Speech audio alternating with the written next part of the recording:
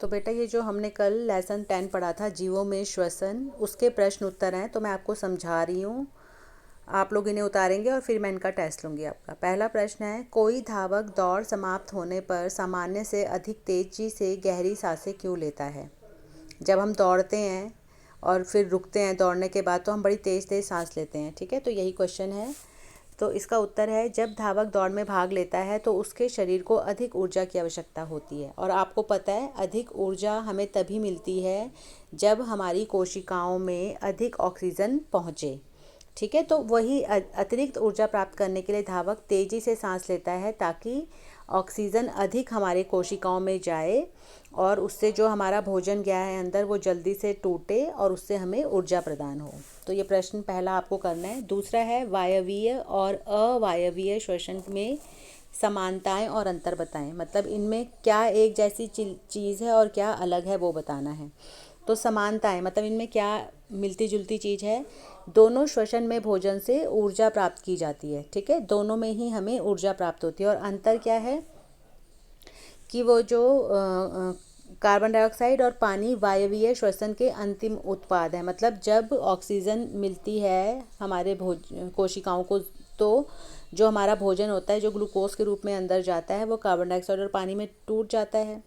लेकिन जब अवायवीय श्वसन होता है, जब ऑक्सीजन नहीं मिलता, तो अल्कोहल और कार्बन डाइऑक्साइड बनता है। तो मतलब वायवीय में बनता है कार्बन डाइऑक्साइड और पानी, और जब अवायवीय होता है तो उसमें अल्कोहल और कार्बन डाइऑक्साइड बनता है। और दूसरा एक फ़र्क ये है कि वायवीय श्वसन में ज़्यादा ऊर्जा मिलती है अवायवीय की तुलना में।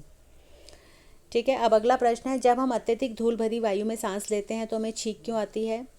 तो छींकना नाक से अवांछित धूल कणों को हटाने की एक विधि है। मतलब जब हम छींकते हैं तो हमें पता है, नाक में बाल होते हैं छोटे छोटे, जो हवा हम अंदर लेते हैं उसमें जो धूल के कण होते हैं या थोड़े बहुत जर्म्स होते हैं, वो उन बालों में चिपक जाते हैं। तो अगर कई बार क्या होता है, जब ये धूल के कण हमारी नाक में प्रवेश करते हैं तो मस्तिष्क में यह संदेश पहुंच जाता है, और मस्तिष्क छींकने की शुरुआत करने के लिए नासिका के एक भाग को निर्देश देता है। छींकना एक प्रकार का रक्षा तंत्र है जिसका उपयोग हमारे शरीर द्वारा किया जाता है। बेटा भी आप ये आगे वाली क्लासों में करोगे, हम जो भी काम करते हैं, ठीक है, उसका निर्देश, वो करने का डायरेक्शन हमें हमारा ब्रेन देता है, मस्तिष्क देता है। ठीक है, अब हमें चौथा प्रश्न नहीं करना। अब हम बढ़ेंगे पाँचवें प्रश्न पे। तो आप चौथा नहीं करोगे। पाँचवा है, सही का निशान लगाना है। तो देखो बेटा, जो पहला प्रश्न है वो है, तिलचट्टों के शरीर में वायु प्रवेश करती है उनके श्वास रंध्रों द्वारा। तो तीसरा ठीक है, हमने कल पढ़ा था लेसन में। अब ख है, अत्यधिक व्यायाम करते समय हमारी टांगों में जिस पदार्थ के संचयन के कारण ऐंठन होती है, ठीक है, वो कौन होता है? वो होता है लैक्टिक अम्ल। तो ये ठीक है, दूसरा वाला। अब तीसरा है, किसी सामान्य वयस्क व्यक्ति की विश्राम अवस्था में औसत श्वसन दर कितनी होती है? अगर कोई सामान्य व्यक्ति है, सामान्य वयस्क, तो विश्राम अवस्था में मतलब हम कितने सांस लेते हैं 1 मिनट में? तो उसका उत्तर आएगा 15 से 18 प्रति मिनट। ये इसका उत्तर है। ठीक है, दूसरे वाला। और अगला है, उच्छ्वसन के समय पसलियाँ, उच्छ्वसन जब हम सांस बाहर छोड़ते हैं, तो कल मैंने आपको वीडियो में भी दिखाया था क्या होता है। जो पसलियाँ होती हैं वो घ का आप उत्तर लिखेंगे, नीचे की ओर गति करती हैं।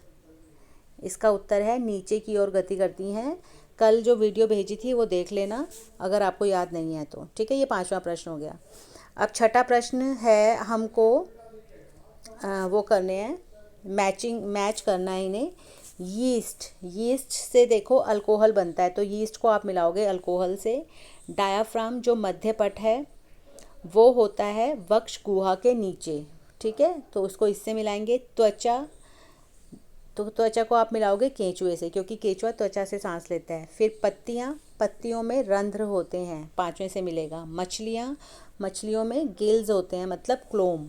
और मेंढक जो होते हैं वो फेफड़े और त्वचा दोनों से ही सांस लेते हैं।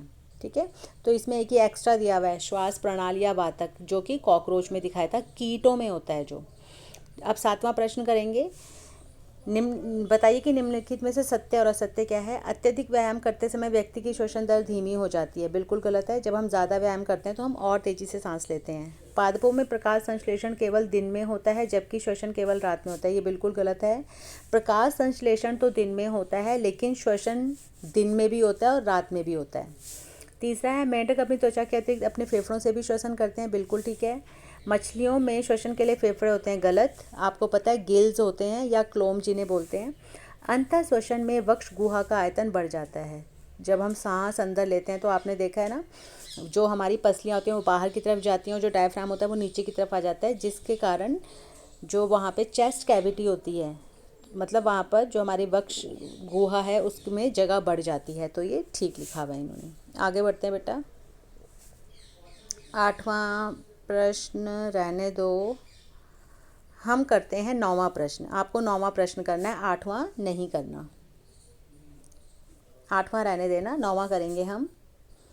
पर्वतारोही अपने साथ ऑक्सीजन सिलेंडर ले जाते हैं क्योंकि 4 ऑप्शन है, वहाँ ख वाला ठीक है। वहाँ उपलब्ध वायु की मात्रा भूतल पर उपलब्ध मात्रा से कम होती है, क्योंकि बेटा जैसे जैसे हम ऊंचाई पे जाते हैं ना, ऑक्सीजन कम होने लग जाती है हवा में। हवा में ऑक्सीजन कम होने लग जाती है, इसलिए वहाँ पर हमें ऑक्सीजन के सिलेंडर ले जाने पड़ते हैं।